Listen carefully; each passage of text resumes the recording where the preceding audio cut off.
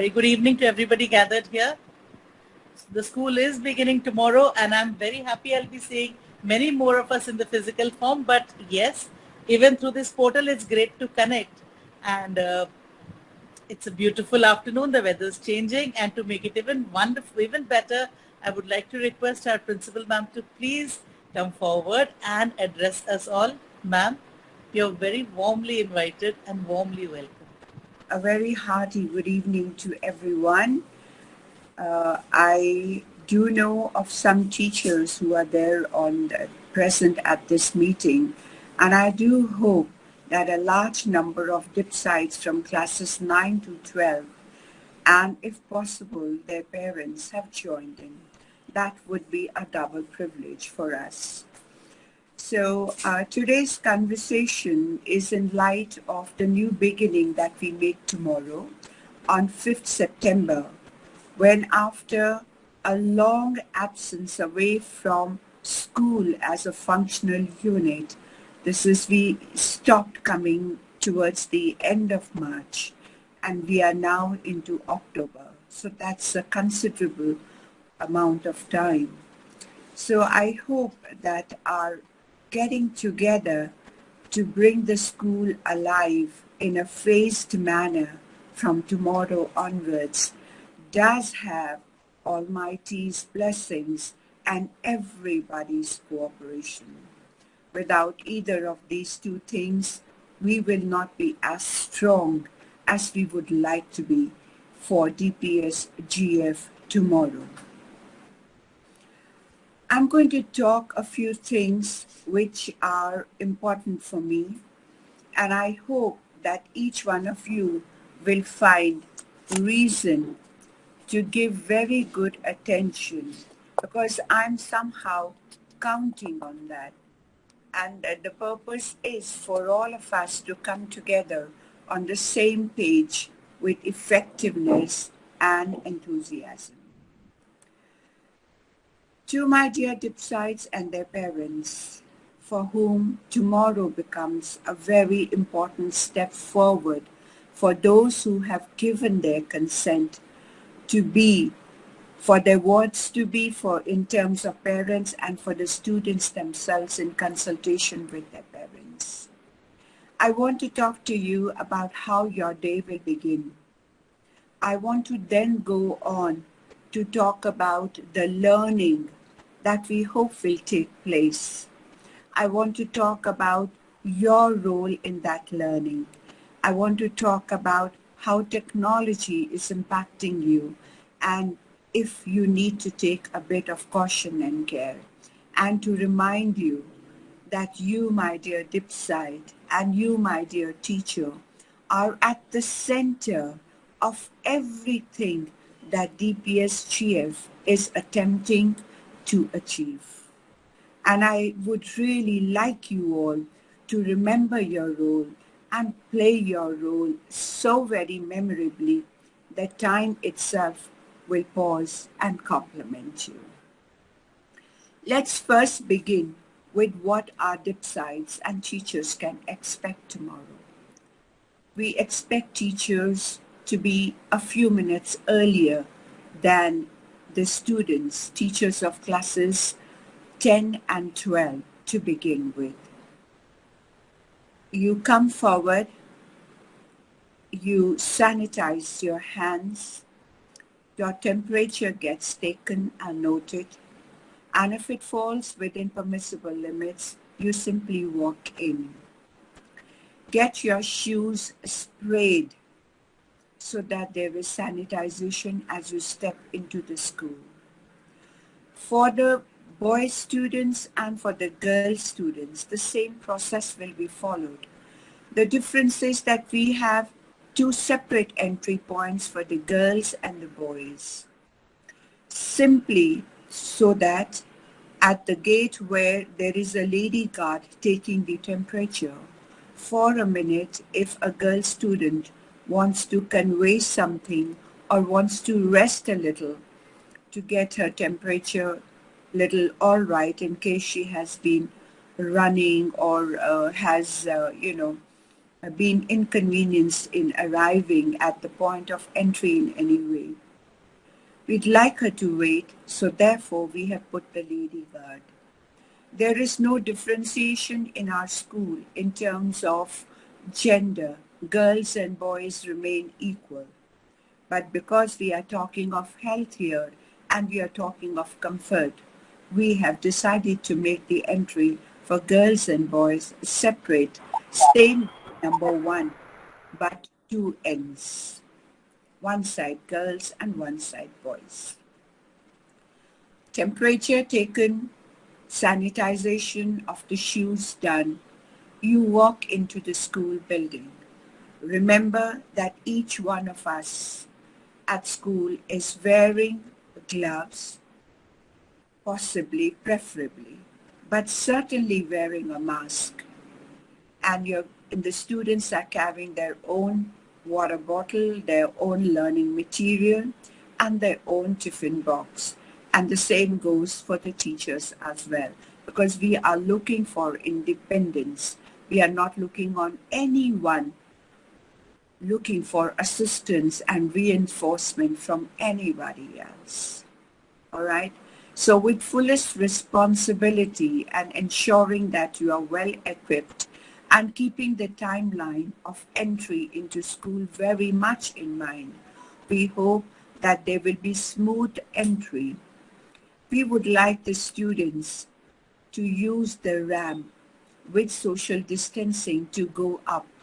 All classes have been arranged on the first floor only, extending from the middle school first floor right up to the senior block first floor.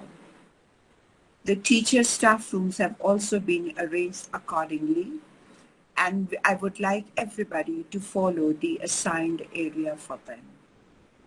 Having reached your classroom, each classroom is accommodated to seat 16 students and not more, with adequate amount of distance. So make sure that you do not push and pull the benches and desks together, all right? Keep the distance. It's good for you, all right? And each classroom will have its own sanitization bottle. Should you, for some reason, not be able to immediately reach your own. But we would prefer that every student uses his or her own bottle, and so does the teacher. It just makes it a wee bit more convenient. The sanitization process will continue all through the day, with the frequently touched surfaces being re-sanitized over and over again. Keeping the staircase as the dividing point, the girls and boys will use the washroom closest to them. Therefore, nobody from one end will need to cross the staircase area to go to a washroom at the other. Please make sure. This will help us to ensure that there is good equitable distribution of use. In the boys' washroom, alternate urinals have been blocked. They've been covered. Do not remove the covering. We would like distancing to be there even during your visits to the washroom. Remember to wash your hands. Remember that you give it adequate amount of rub with the soap. All right? So all washrooms stand equipped with sanitizer and with liquid soap. I really would like students to not use the washroom as a place for socialization and conversation. It just wouldn't be the right thing to do, because unless the users within the washroom step out, the next lot cannot enter. So entry will be watched and allowed accordingly. Now your tiffin time is going to be within your class with your class teacher, but yes, all of you at your own space, okay? And that's a good thing. But while you can sit at a distance and eat from your tiffin box, and necessarily, obviously, the mask comes down, you can certainly find a few minutes to talk a few things heart to heart with your teacher. It'll be great to connect. But do remember, discipline is going to be important. One of the important lessons that this lockdown has given to each one of us is an opportunity to look at our own selves and see how we can be better and how we can be different. All right? And it's helped us to understand the value of the precautions we need to take, the value of good exercise, the value of cooperation within your own family, and appreciation for your parents and other family members. Now at school, your teachers will step in to take on that role for the few hours that you will be at school. So remember, cooperative you at home will be a cooperative you at school. And your cooperation will be a very, very important component in the success that we hope to achieve. Why do we want the school to start? Is it just because the government said you could? Not entirely. Why do we want to start with class 10 and 12 and not with other classes? Quite clear. The consideration is the board examination. All right? There is a defined syllabus required to be thoroughly covered.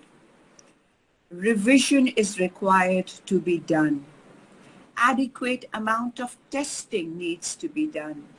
Your presentation skills, your ability to interpret the question and write down those points which will feature in the marking scheme prepared by CBSE, your ability to interpret the marking scheme with your teacher using the last year's question papers and ensuring that you are on track, and also preparing your files for different practical subjects, preparing you for the viva, and in physical education and other subjects where the attitude of being healthy and active is so important, going over those attitudes to check your readiness.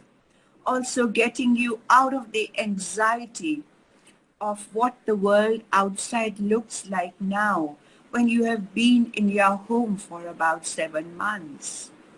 It's not going to be a very quick and easy transition for those who will arrive at school tomorrow.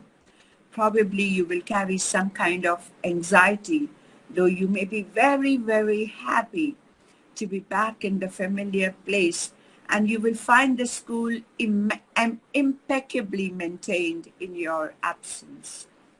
It's like you were there yesterday, and just as you left it, spick and span, the school is there waiting for you. So these are some of our reasons, and we hope that these reasons are good reason for us to get the best of cooperation from you. Because if that happens and things go well, then we can be more ambitious with what we want to attempt. Of course, the online transmission of lessons from the classrooms will continue to happen. It's going to be a bit of experiment tomorrow with the change setting, but we are hoping that it will work out well and it will be possible to do a good job. At the same time, we hope that the doubt clearing class, which will not be transmitted online, will be taken very, very seriously by students to get themselves up to date. And we will be having group as well as individual doubts cleared. And since this will happen across the subjects as per a timetable, it is not possible to transmit it online. Now, I also want to mention that the clinic is ready. The ambulance with driver will be on duty at all times. Our tie-up with Fortis is clear, and there is readiness on our part to receive our students and teachers. All we need is cooperation. We need honesty and we need cooperation, which is intelligent and which is in the best interest of the children, the teachers, and the school. I also want to very clearly add that should somebody decide that they do not want to cooperate and that they do not want to respect the valid reasons for which this entire exercise of opening the school has been undertaken, then we will most regretfully have to request them not to come to school from the next day. Being at school will be a right that the student and everybody else who's coming to school will earn through very cooperative and correct contribution to the school environment. And we look forward to more students joining us at their own pace. There is no pressure at all. Let me reinforce and emphasize that. Your school is not exerting any pressure on you that you must come back. See, discuss with your parents. And it's only with your parents' consent, dear Dipsites, that your school will be able to have you at school with the consent from your parents in place. All right. And there is one important notification I want to add to this. And tomorrow, you will need to bring the consent with you, my dear Dipsites. Tomorrow when you come with all the things that you need and the right attitude too, looking smart in the summer uniform of your school with your hair in place and jewelry not there, okay? Absolutely wearing your clean, smart uniform. We don't really need fancy watches, nothing of that sort. So if possible, you can minimize what you carry to the school, but just come positive you, willing to give your best. And do remember that without the consent of your parents being with you, it may not be possible for us to allow you to be in school. Thank you for understanding these important points. And I also want to emphasize that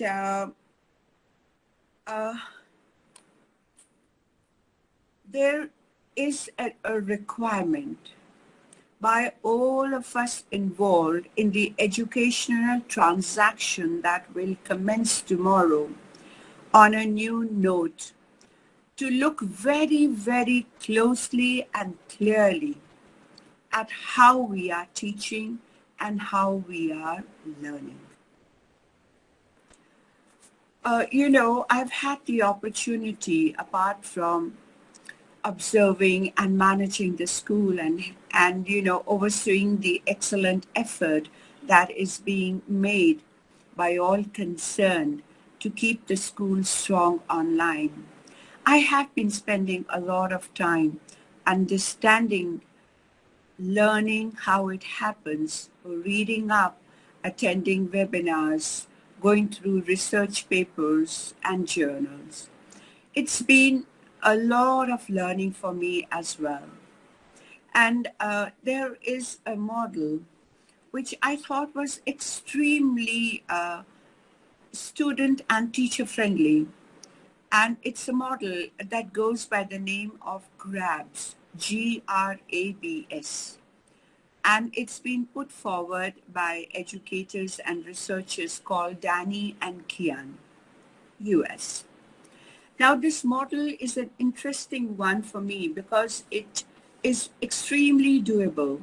We all know the word grabs, okay? Very, very easy, like grabbing something, like getting it under your control, something like that. So in grabs, let's look at the G. The G talks about goal setting. You are coming to school tomorrow. Teachers are coming to school tomorrow. Individually, what is the goal you hope to achieve? Have you thought about that? It will be a good idea to have a little conversation with yourself and check that is your goal in place. Does your goal travel beyond the desire to be out of the home, to be with friends? Both are wonderful goals by themselves, but they need a third goal alongside, and that goal is of making your presence at the school matter for you, academically too, in terms of your learning, in terms of your skills of learning, in terms of what you are able to walk away with at the end of the day. All right. So I'm hoping that you will look at your goals. If you have a paper nearby, or if you can arrange a paper and pen nearby, then please, it will be great if you could write the word G and could put goals. Analyzing and recognizing, acknowledging your goals. Spend a few minutes to finalize for tomorrow what your goals will be. Second alphabet is R. R is for readiness. Now, when we talk of readiness, we are talking of that your goals will demand a mental, physical, social, emotional, and intellectual readiness from you. Okay? So have you talked to yourself and understood that if I am to learn tomorrow, my goal is to understand the diagram of the digestive system, for example, then my readiness is not just the paper and pencil and eraser, but a very keen follow-up with my eyes and my mind to understand the contours of every body organ that constitutes the image of the digestive system. All right? Am I listening? Am I watching? Am I internalizing?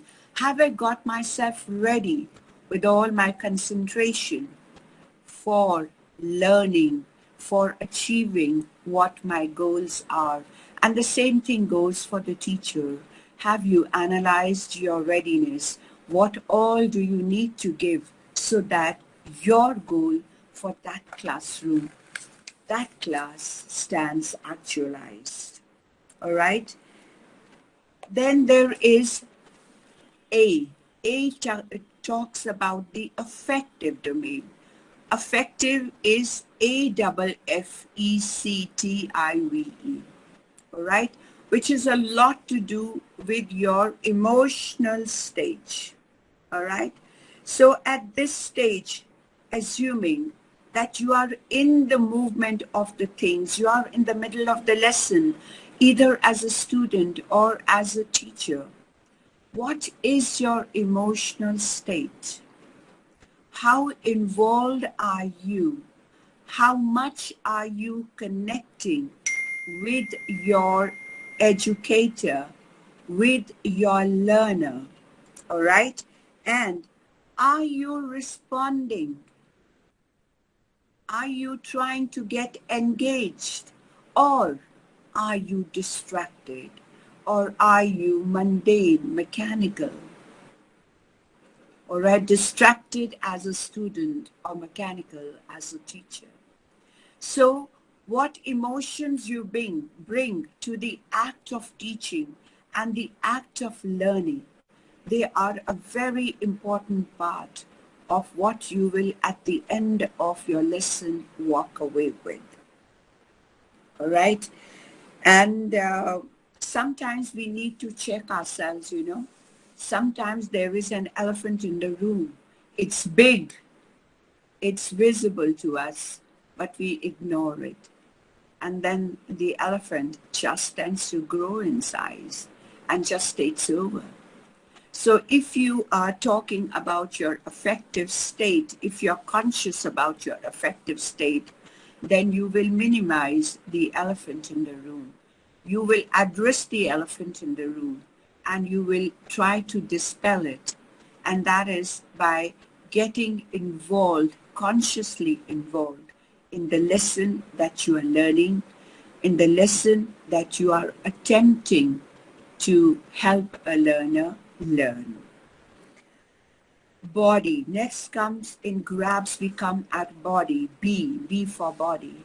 That's where the posture, your voice, all that becomes very important.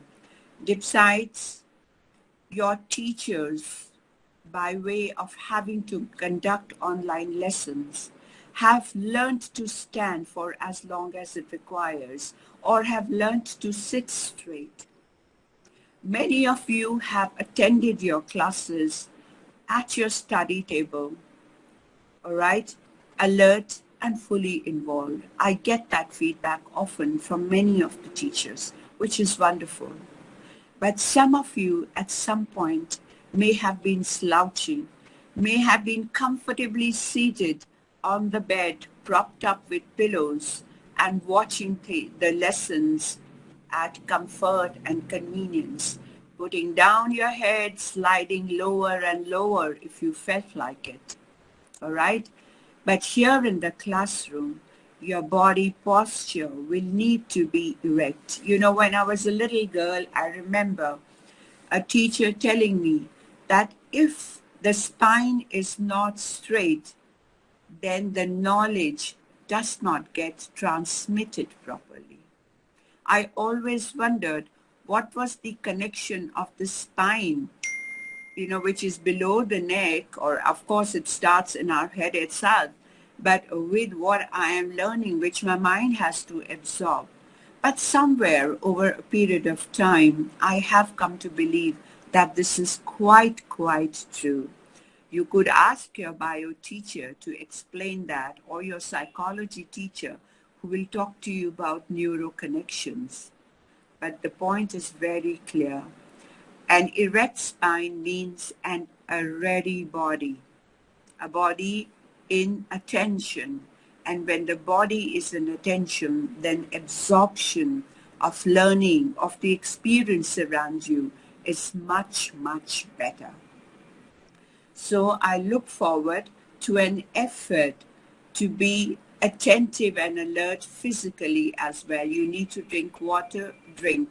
You need to splash water on your eyes, go ahead and do it. All right? But remember to be alert. And then after the body, then we come to the settings, all right? And which is largely about Kian and Danny also talk about staging. They talk about setting. Both of them are S. But I've combined it essentially in setting when I say that how are you interacting with the environment around you? How are you using the resources that are available to you? Your pen, your pencil, your notebook, your textbook, the blackboard in front, the teacher in front, any other resource material that the teacher has arranged for you to see or hear or view, anything. How are you interacting with that?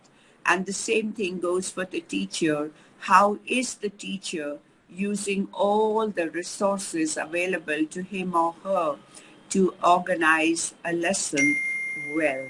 All right. So these are some of the things, very basic interpretation I have given you of grabs, because I do believe it, if you can keep the word grabs in your mind and just remember that there is a goal, there is a readiness, there is your affective emotional state, there is your body, and there is the setting of the environment. You can control all this.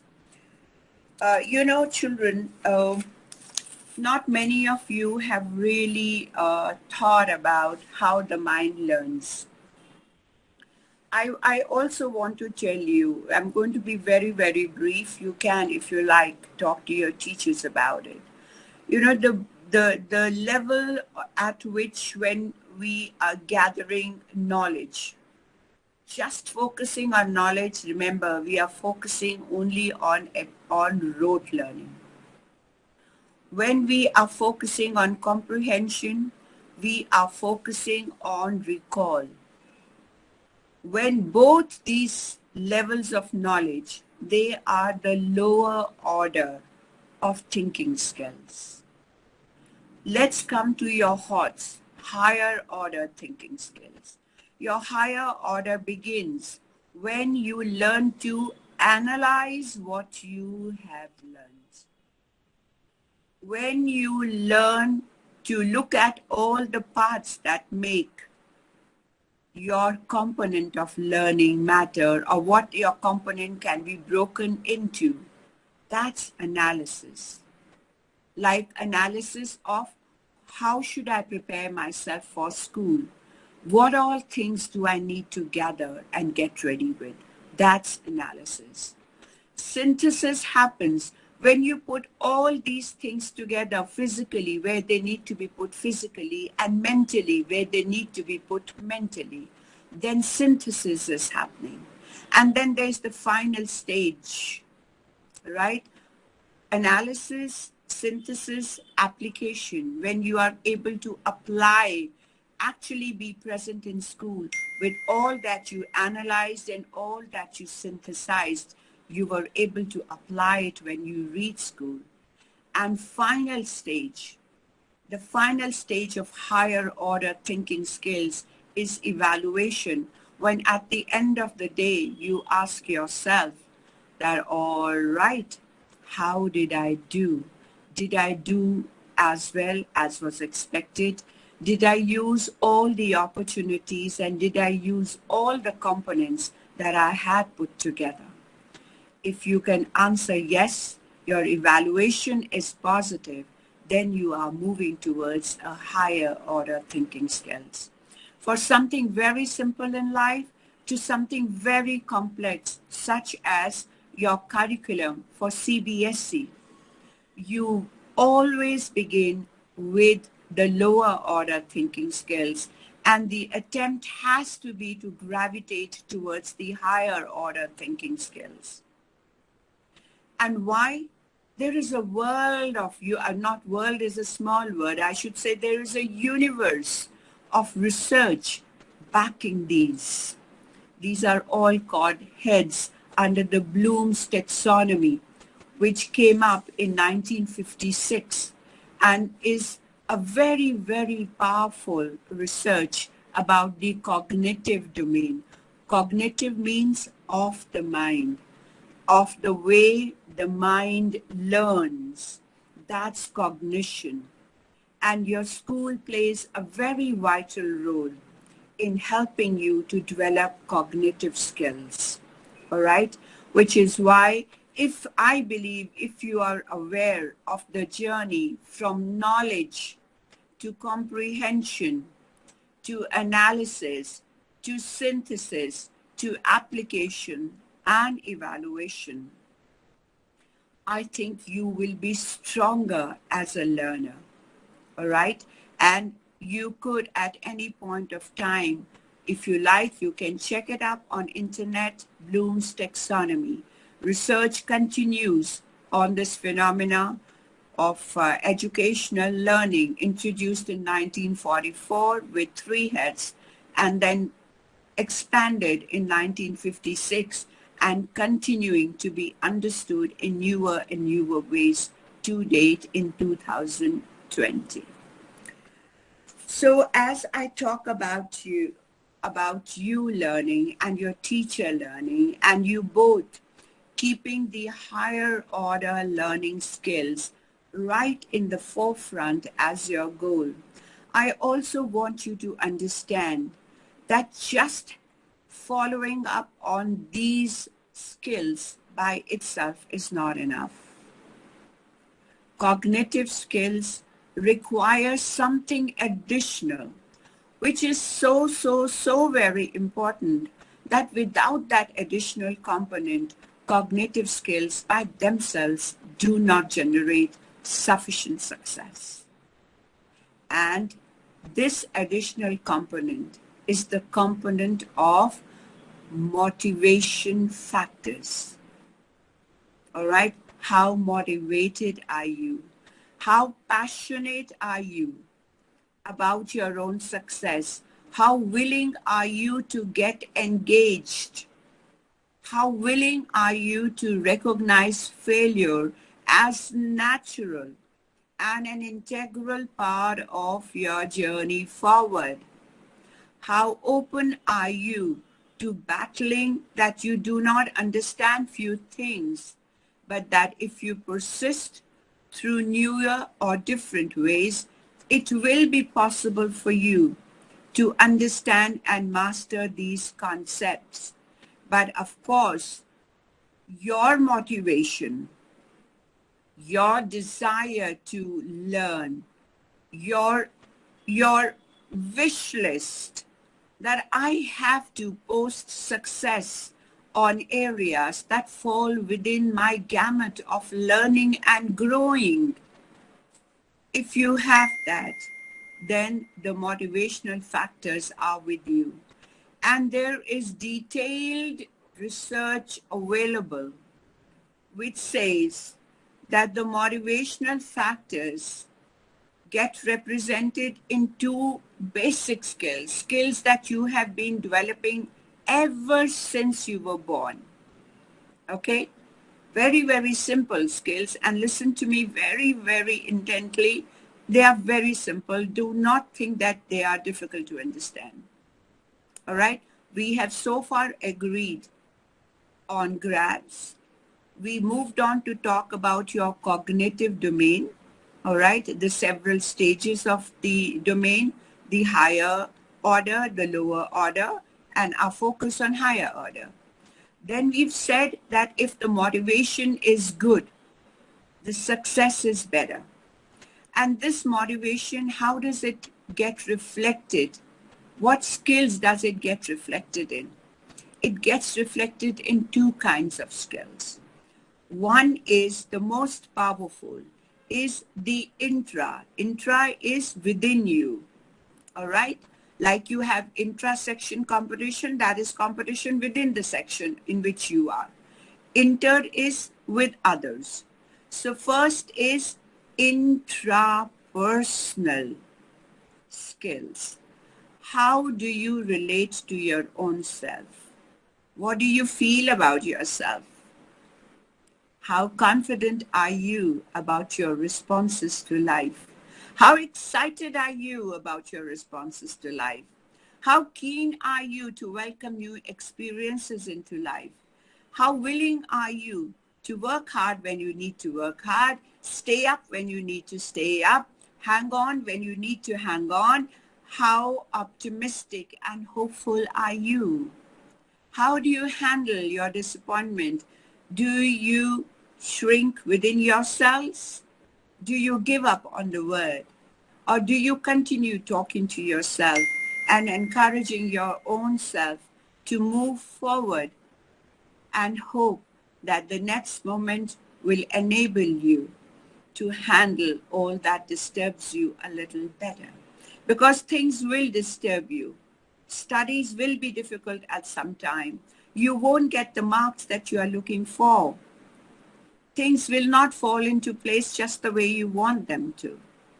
But if you are working on yourself, the intra-development, then things are likely to be good for you, Betus.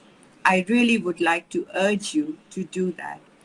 With all the life that I have lived so far, I do find that it's eventually your conversations with your own self which are the most important conversations. They sustain you like nothing else does. So hang on and talk to yourself and rationalize your feelings to yourself. Take help where you need to. There is no shame in that. There would be somebody who cares enough about you that you can share your worst of fears the greatest of mistakes and the most shocking of thoughts with them. And they will listen, or he or she, whoever that might be, will listen and will help you. I am confident about that. I'm sure you will find many such caring and committed people to you within your own home, and certainly in the teachers at school, and certainly in your principal. All right? So carry that conviction with you and work on building yourself. The second area is the interpersonal, how you relate to others. Whether you are empathetic, whether you can understand what others are going through. Are you compassionate? Do you have positive and caring feelings? Do you want to nurture somebody in their times of difficulty? Somebody doesn't have notes. Are you willing to give yours? Somebody doesn't understand something, you do. Are you willing to spend a few minutes? Are you willing to share your textbook? Are you willing to speak the language of cooperation and positivity? Are you an interpersonal worker? Can you team up? Can you lead? Can you team up? Both are important. Any one is not enough. So these are, if you have your intrapersonal and interpersonal skills with you, your motivation will be high. Then your cognitive growth will be better. And if you are combining a system such as GRABS into all your educational and life experiences, then you stand really strong and in a position to take care of your own growth and your learning much better, and also handhold with somebody else and carry them along too. There is a great merit in being big enough, strong enough, large-hearted enough that you can make a positive difference to all the co-travelers with you. I have never found an effort go waste. Now, I also, the next 1-2 points are left, and my time with you is about 16 minutes. And unfortunately, we are not going to be having the opportunity through Google Meets for me to get your questions and to answer them. But if you have questions, please post them, all right? I will ask your teachers to forward your questions to me, and I will attempt to answer them in some form or the other at the earliest that I can, all right? This would be important for me, all right? Betus, I would like to urge you, when you come to school tomorrow or when you are in the online class tomorrow, please give your best support to your teacher. Why do we have a school? Why do we have children attending school? Why do we have teachers at school? All right. It is because learning needs a strong foundation. And the school creates a beautiful, powerful environment in which the foundation for learning can be built. And your teacher is there specifically for the sole and single purpose of being of use to you, of being your ally, of being your support system. So give your teacher your best attention. Do not hesitate to ask for clarifications. It's so important that you do that, because only your mind knows what you have understood. Your teacher won't know till she or he assesses, but you know right now. So right now, ask the teacher to re-explain 10 times over. And I'm sure, I promise you, I'm confident that each teacher will do.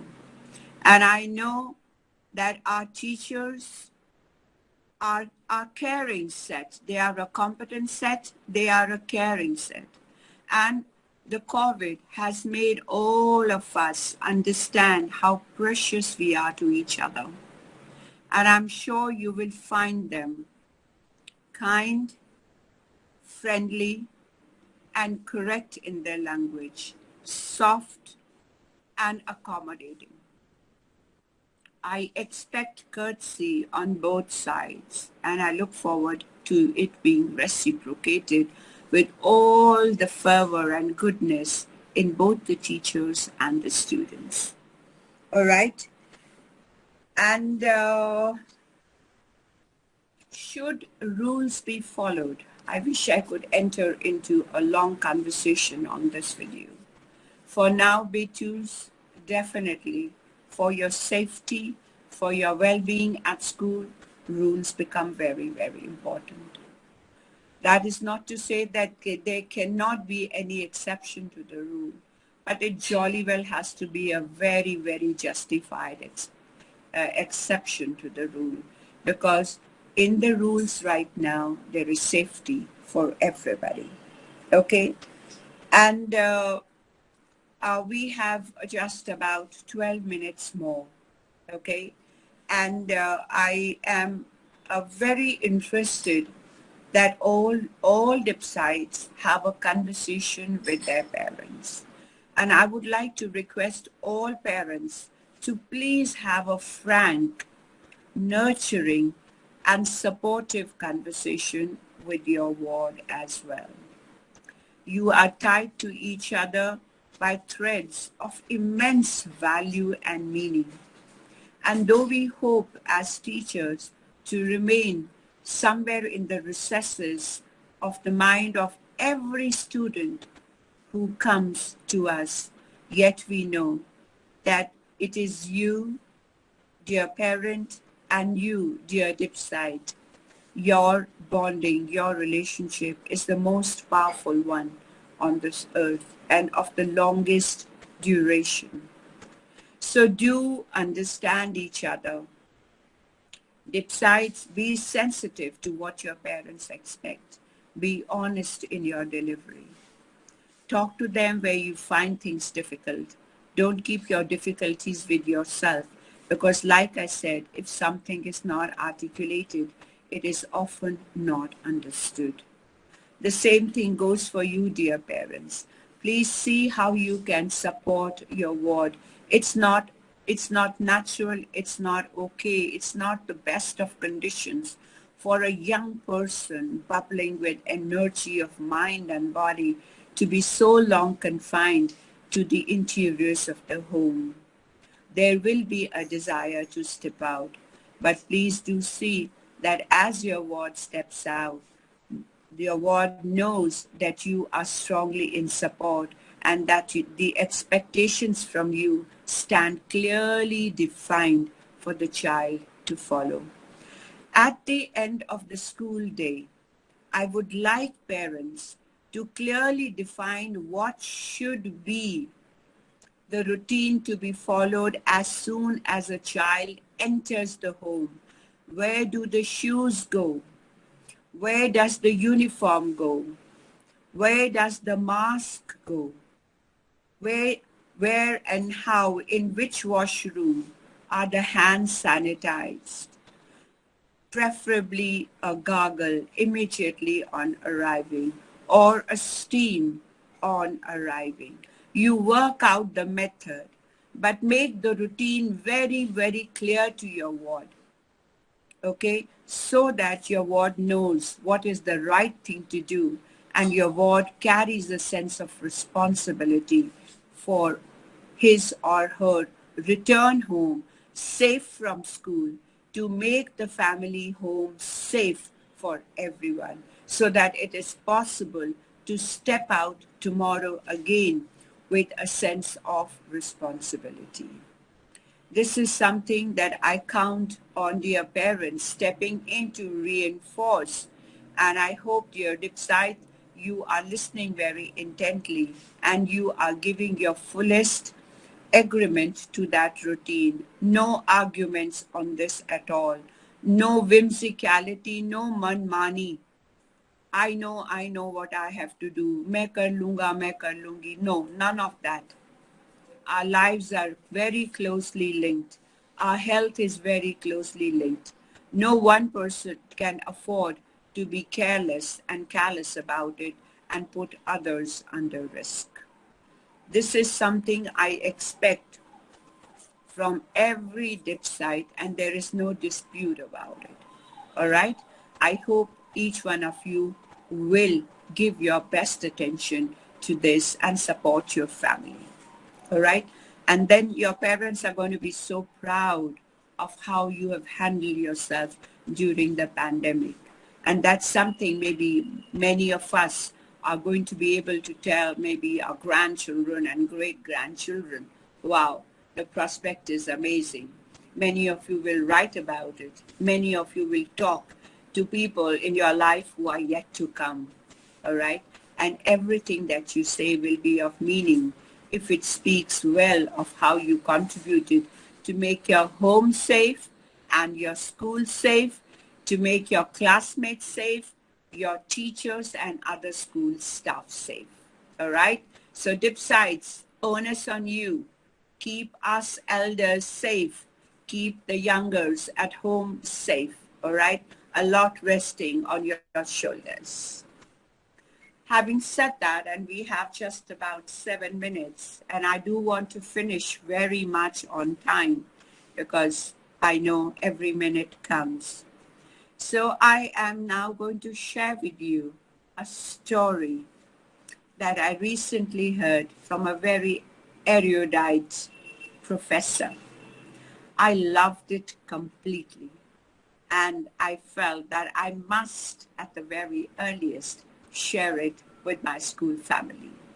Today, I'm doing it with the senior lot. In time, in better times, I hope to do it with children of all other classes. All right? So here goes the story. The story is of a school in which they were very curious, interested, and keen on learning students. And a pair of these two students was exceptionally fond of learning. They were rather confident about their own learning, all right? They pursued knowledge aggressively, and they found it always interesting to test others, that do others know what we know. And so they decided to test their teacher too.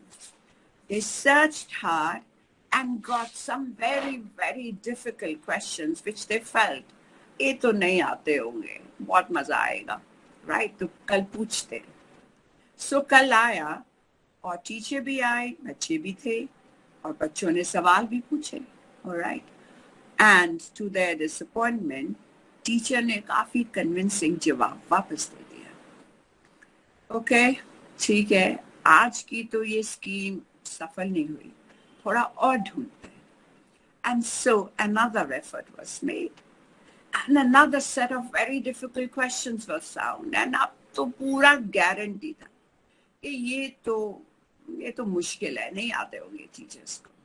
दिन आया, questions पूछे गए, and woe begone they were, because the teacher gave very convincing answers again. Then the two of them thought, ये ऐसे तो बात बनेगी नहीं, सीधी उंगली से घी तो कम ही निकलता है, राइट? तो अब कुछ प्लान बनाया जाए, कुछ स्कीम बनाई जाए, ठीक है? So they devised a scheme, and the scheme was that they trapped a butterfly and they put the butterfly in a box. Of course, they made a hole for the butterfly to breathe, okay? And then they made another hole and covered it with, a very thin paper. And they said, इसको लेके चलते हैं कल school. Teacher से बोलेंगे कि we have captured a butterfly in this box. Tell us, is the butterfly alive or dead? और अगर टीचर बोलेगी alive, तो हम very quickly इस पेपर के थ्रू अपनी फिंगर को अंदर करके we'll crush the butterfly. Teacher will be proved wrong. And if the teacher says कि butterfly मर गई, तो हम खोल देंगे and butterfly तो जिंदा ही होगी, क्योंकि हम तो हवा का provision भी बनाया हमने. So the teacher is tomorrow going to be proved wrong in front of the whole class and maza aega. All right. You know, children, when they resort to such mischief, they're not really being mean-hearted, but sometimes they feel it is important to assert their own cognitive superiority over teachers. It happens sometimes, but the real story is yet to come, and that's what I want you to focus on. So the next day, the children took the box to the classroom, and they told the teacher, "Ma'am, this box contains," ma'am or sir, I'm not sure, okay? All right, it could be either. So they said, "Teacher, this box contains a butterfly that we tracked yesterday or whatever time. And do you think this butterfly is alive or is dead?" The teacher looked at the two excited, eager faces. All right. The teacher smiled and said, "Whether the butterfly will be alive or dead, the choice lies in your hands." And this, Betus, is the truth of life. The choice always lies in your hands. How things will be for you, how you will grow, and how others will grow because of you. The choice lies with you. I hope you will recognize this. We've often talked about this in our school assemblies, that you have a choice. So make a good choice, my dear Dipsites, and stand strong with the choice you make. From my side, all the blessings, all the love, and all the best wishes. And in this, all the teachers of our school, Mrs. Ritu Jain, Headmistress, Sanjana Ma'am, Headmistress, and your academic leader, Mamta Gupta, for classes 9 and 12, our senior coordinator, right, who's taking care of your world so beautifully with an exceptional team of teachers with her, all right? From all of us, good wishes. God bless. Thank you all so much for being so patient and hearing me out. Thank you. Over to you, Mitu. Thank you, ma'am. We assure you that all Dipsites and their teachers are high in spirits for a new tomorrow. Thank you, parents, students, and teachers for sparing your valuable time. With your permission, ma'am, may we end the live streaming session? Yes, thank you, Vibha. We can end. And Mamta Gupta, ma'am, is there anything else that needs to be added? No, ma'am, we have covered everything. Okay, sounds good. All right. So thank you. I do hope that if there are any questions posted by children, I hope they will be forwarded to me. Thank you, dear teachers, for your cooperation, for your presence. Thank you, dear parents, and thank you, my wonderful Dipsites. Thank you all.